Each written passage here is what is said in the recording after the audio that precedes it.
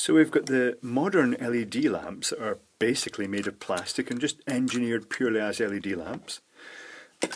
And then we've got the glass ones that the glass lamp manufacturers, the filament lamp manufacturers decided, oh, we're going to have to find a new use for our equipment, and they made they used the LED filaments in their glass lamps, and that leaves the manufacturers of compact fluorescent lamps.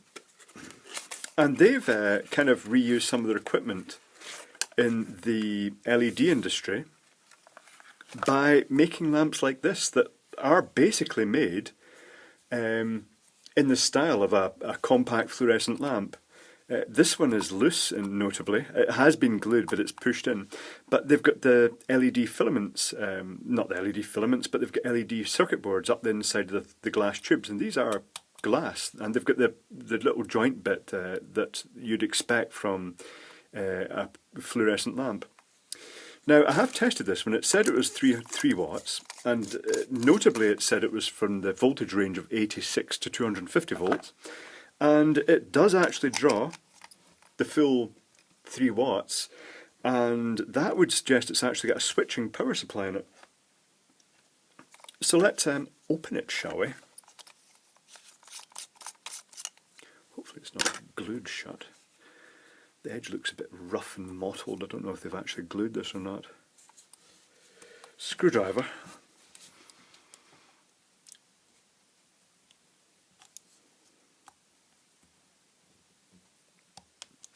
It's not glued. That's a good start. Ooh, yeah, that's supposed to be glued in with silicone. So there is a wee switching power supply down here. Oh, that's come out completely.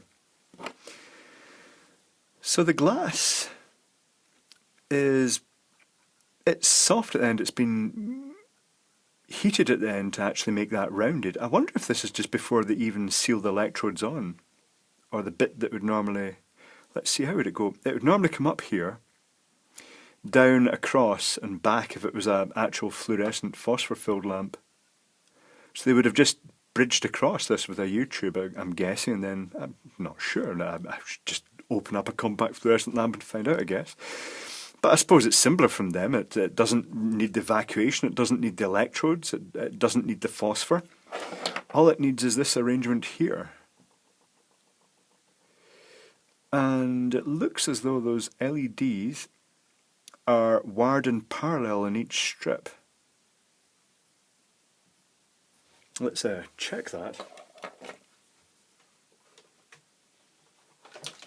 I'll just grab a meter, which is in this case I'll just use the fluke for this. It's not the highest current for testing LEDs. They are marked. Are they marked? I thought I saw a polarity marking. Yes, there is a polarity marking.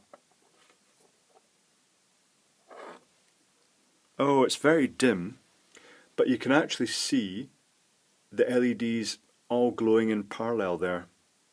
The fluke doesn't pass much current for that for an LED test. But that's okay, it shows that the circuit boards are wired, the LEDs are wired in parallel. Which means there'll be a combined voltage, if they're just looped round as a parallel set of 4 circuit boards, there'll be a combined voltage of 12 volts, which would give a current, if it's about 3 watts, let's assume 100% efficiency, it's not 100% efficient, I equals P over V, so that's going to be 3 watts divided by the 12 volts equals about 250 milliamps through the whole lot, divided by the 4 in each parallel circuit, is about 62 milliamps per LED. I'm guessing it is an aluminium core they have, but just an ordinary circuit board material at the bottom. It does have ventilation holes drilled through it. Let's take a wee look at the power supply. I wonder if they've 12 volts is an odd arrangement. It's not like the standard 3 watt LED with 3 LEDs in series. So the current's lower, so it must just be a custom version, but I'm guessing it probably is just based in the BP type chip. 400 volt, 4.7 microfarad, very common. There's the bridge rectifier. The chip is, well, let's see if I can use my shiny new magnifying glass for this. Is it going to give me a clue? It's a bright power 9021A.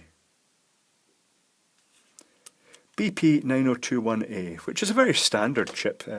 Basically, it's a very low component count driver with just a single primary winding, and it monitors the current on the secondary of the transformer just by measuring the current in the primary. And there's a wee smoothing capacitor there and a rectifying diode there, and that's pretty much it.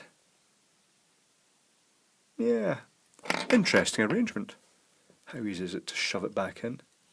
Very easy. It's neat enough. It's quite a nice design. It's certainly the fact the LEDs point out in all directions means that the illumination from it is fairly even around the room, but I have to say, I do kind of prefer these ones. But having said that, it was worth getting one of these anyway, just for the variety of it.